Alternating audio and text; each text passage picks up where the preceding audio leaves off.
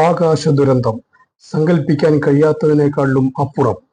നമസ്കാരം, ഏവർക്കും എൻ്റെ യൂട്യൂബ് ചാനൽ ഗലാറ്റി ഹെൽത്ത് ഹബിലേക്ക് സ്വാഗതം. ഞാൻ വർഗീസ് ജോർജ്. 2025 ജൂൺ 12 ഉച്ച സമയം 1:39 അഹമ്മദാബാദിലെ സർദാർ വല്ലഭായ് പട്ടേൽ ഇന്റർനാഷണൽ എയർപോർട്ടിൽ നിന്ന് 242 യാത്രികരെയും പേറി എയർ ഇന്ത്യയുടെ flight number 171 Boeing 787 dream liner Dubai വഴി ലണ്ടൻ ലക്ഷ്യമാക്കി പറന്നുയർന്നു.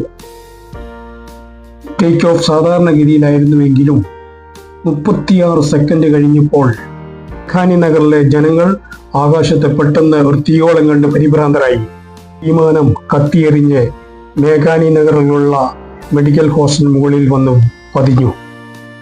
മുകളിലേക്ക് ഉയരുമ്പോൾ ഉടൻ തന്നെ ചില സാങ്കേതിക തകരാറുകൾ നേരിടുകയും ഡ്യൂൽ എഞ്ചിൻ സംവിധാനം പരാജയപ്പെടുകയും ചെയ്തതിനാൽ പ്ലെയിനിന് മുകളിലേക്ക് പോകാനോ തിരിച്ചിറങ്ങാനോ മേഡേ കോൾ ചെയ്യാനോ കഴിയാതെ കത്തി താഴേക്ക് വന്നു വീണു. അതിലെ 241 യാത്രികരും തൽക്ഷണം മരണപ്പെട്ടു. കൂടാതെ ഹോസ്റ്റലിൽ ഉണ്ടായിരുന്ന 4 MBBS സ്റ്റുഡൻറ് ഉൾപ്പെടെ 20ഓളം പേർ തൽക്ഷണം കൊല്ലപ്പെടുകയുണ്ടായി. ഇത് ആഗോള വിമാന യാത്രാ ചരിത്രത്തിലെ ഏറ്റവും ഭീകരമായ അപകടങ്ങളിൽ ഒന്നാണ്. വിമാനത്തിലുണ്ടായിരുന്ന ഓരോ യാത്രക്കാരും അവരുടെ സ്വപ്നങ്ങളും പൂർത്തീകരിക്കാൻ സാധിക്കാതെ ഒരൊറ്റ നിമിഷത്തിൽ എല്ലാ കത്തി ചാരമായി മാറി. വളരെ ഭയാനകരമായ ശവസംസ്കാരം. ചിലരുടെ കറുത്ത് കരിഞ്ഞ മുഖത്തോടെ, ചിലരെ ശരീരം മുഴുവൻ കരിഞ്ഞുപോയി, ചിലരെ തിരിച്ചറിയാതെ, ചിലരുടെ ശരീരഭാഗങ്ങൾ മാത്രം, മറ്റു ചിലരെ വിലാസമില്ലാതെ, ചിലരെ. ഈ അപകടം ഒരു മാനവീയ ദുരന്തം മാത്രമല്ല, ഇത് ഭൂമിക്കേറ്റ ഒരു കായിക മുറിവും കൂടിയാണ്. ഇത് നമ്മുടെ മാനസികാരോഗ്യത്തെ ബാധിച്ചിരിക്കുന്നു, പരിസ്ഥിതിയുടെ സന്തുലനം തകർത്തിരിക്കുന്നു, തലമുറകൾക്കിടയിലുള്ള വിശ്വാസത്തിന് പോലും ഓറലേൽപ്പിച്ചിരിക്കുന്നു. ഇത് വെറുമൊരു അപകടമായിരുന്നില്ല. ഇത് കുടുംബാംഗങ്ങളെയും ആശുപത്രികളെയും ആകാശരേഖകളെയും നമ്മൾ പലപ്പോഴും ബഹുമാനിക്കാൻ മറക്കുന്ന പ്രപഞ്ച സന്തുലനാവസ്ഥയെ പോലും കീറിമുറിക്കുന്ന ഒരു ഞെട്ടൽ തരംഗമായിരുന്നു അത്. ഈ അപകടം ഒരു മുന്നറിയിപ്പാണ്. അഹമ്മദാബാദിന് മാത്രമല്ല, ഇന്ത്യക്ക് മാത്രമല്ല, മുഴുവൻ ആഗോള വ്യോമയാന സമൂഹത്തിൽ നമ്മുടെ സംവിധാനങ്ങൾ നവീകരിക്കണം, വിമാന പാതകൾ പുനഃക്രമീകരിക്കുക, മികച്ച രീതിയിൽ പരിശീലനങ്ങൾ കൊടുക്കുക, നഗരങ്ങളെ കൂടുതൽ ബുദ്ധിപരമായി വികസിപ്പിച്ചെടുക്കുക. കാരണം മനുഷ്യജീവിതങ്ങൾ വിമാനത്തിലെ അപകടത്തിൽ നിന്നുണ്ടാകുന്ന മരിച്ച ആളുകളുടെ എണ്ണം കൊണ്ട് അളക്കപ്പെടുന്നില്ല, അവ കഥകൾ കൊണ്ടാണ് അളക്കപ്പെടുന്നത്. എന്ന് വെച്ചാൽ ഇത് ഒരിക്കലും ഇങ്ങനെ അവസാനിക്കാൻ പാടില്ലായിരുന്നു. അതായത് ഈ യാത്രികരുടെ ജീവിതം ഒരു ദുരന്തത്തിന് വിട്ടുകൊടുത്ത് ദുർമരണത്തിലേക്ക് അവസാനിപ്പിക്കാനുള്ളതല്ലായിരുന്നു. AI, തത്സമ അനലിറ്റിക്സ് എന്നിവ ഉപയോഗിച്ച് വ്യോമയാന സുരക്ഷാ സംവിധാനങ്ങൾ നവീകരിക്കുക. 2. നോ ഫ്ലൈ സോൺ കൺസ്ട്രക്ഷൻ കർശനമായി നടപ്പിൽ വരുത്തുക. വേഗത്തിലും മികച്ച രീതിയിലും പ്രതികരിക്കാനും അടിയന്തര സംവിധാനങ്ങൾ പരിശീലിപ്പിക്കുക. മികച്ച രീതിയിലുള്ള ട്രെയിനിങ് സംവിധാനങ്ങൾ ഏർപ്പെടുത്തുക. എല്ലാറ്റിനും ഉപരി ജീവിതത്തെ ബഹുമാനിക്കുക, ഓരോ യാത്രക്കാരനെയും, ഓരോ വിദ്യാർത്ഥിയെയും, ഓരോ ശാസ്ത്രവും. 2025 ജൂൺ 12 ഇനി ഒരിക്കലും സംഭവിക്കരുത് ഈ അപകടം. അഹമ്മദാബാദിലല്ല, ഇന്ത്യയിലല്ല, ലോകത്തെവിടെയും. കാരണം ഈ അപകട മുന്നറിയിപ്പ് അടയാളങ്ങൾ അവഗണിക്കുന്നതിന്റെ വലിയ ദുരന്തം മാത്രമല്ല, ഇത് നമ്മുടെ ലോകത്തിന്റെ ഘടനയിലെ ഒരു പൊട്ടലാണ്. Air India flight number 171 take off ചെയ്തെങ്കിലും അതൊരിക്കലും ലക്ഷ്യസ്ഥാനത്ത് എത്തിയില്ല.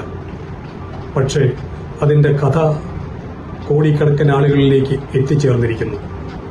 നമ്മുടെ സാങ്കേതിക വിദ്യയെ മനസാക്ഷിയുമായും നമ്മുടെ പുരോഗതിയെ ഗ്രഹജ്ഞാനവുമായി യോജിപ്പിക്കാൻ ഇപ്പോൾ നമ്മൾ പ്രവർത്തിച്ചില്ലെങ്കിൽ നമ്മൾ കൂടുതൽ ജീവൻ അപകടത്തിലേക്ക് നീങ്ങേണ്ടി വരും. ഗാലക്സി വീക്ഷിക്കുന്നുണ്ട് ഇതെല്ലാം. ഇത് നമ്മൾ മറക്കുന്ന മറ്റൊരു ദുരന്തമായിരിക്കരുത്. ഇത് നമ്മൾ സുഖപ്പെടുത്താൻ തുടങ്ങി നിമിഷമായിരിക്കട്ടെ. ഒരുമിച്ച് ഒരു ജീവിവർഗമായി ഒരു ഗ്രഹത്തിൽ നമ്മൾക്ക് കഴിയേണ്ടിയിരിക്കുന്നു.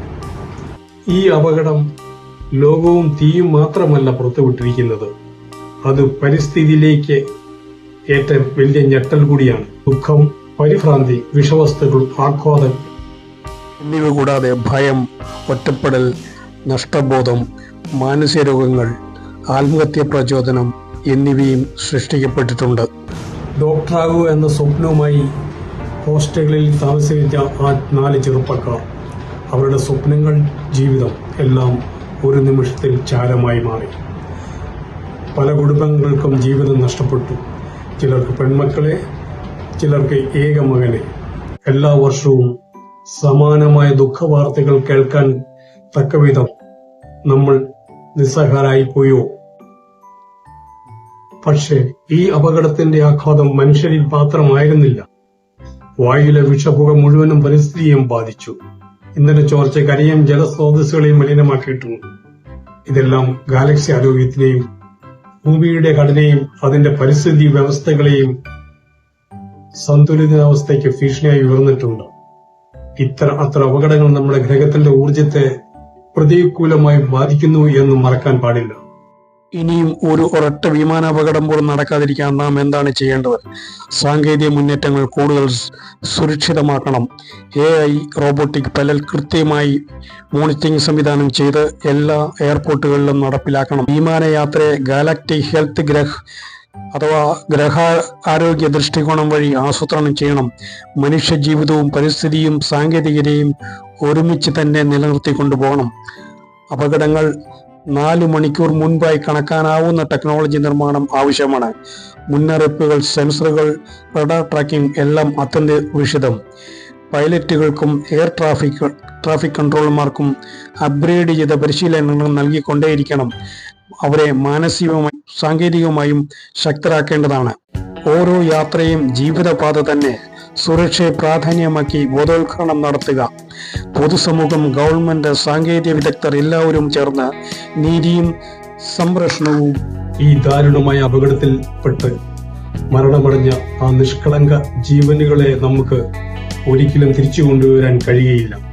പക്ഷെ അവരുടെ ഓർമ്മയെ നിർത്തി നമുക്ക് മികച്ചതും സുരക്ഷിതവുമായ ഒരു ഭാവി കെട്ടിപ്പടുക്കുവാൻ കഴിയും. നമ്മുടെ ഭൂമി, നമ്മുടെ പ്രപഞ്ചം, നമ്മുടെ അടുത്ത തലമുറ എല്ലാം നമ്മിൽ നിന്ന് പ്രതീക്ഷിക്കുന്നത് അത് തന്നെയാണ്. നമ്മൾ ഉണരുക, മനസ്സിലാക്കുക, ഒരു മാറ്റം വരുത്തുക. നമുക്ക് ഒരുമിച്ച് പ്രതിജ്ഞയെടുക്കാം. ഇനി ആകാശാപകടങ്ങൾ ഉണ്ടാകില്ല. നന്ദി.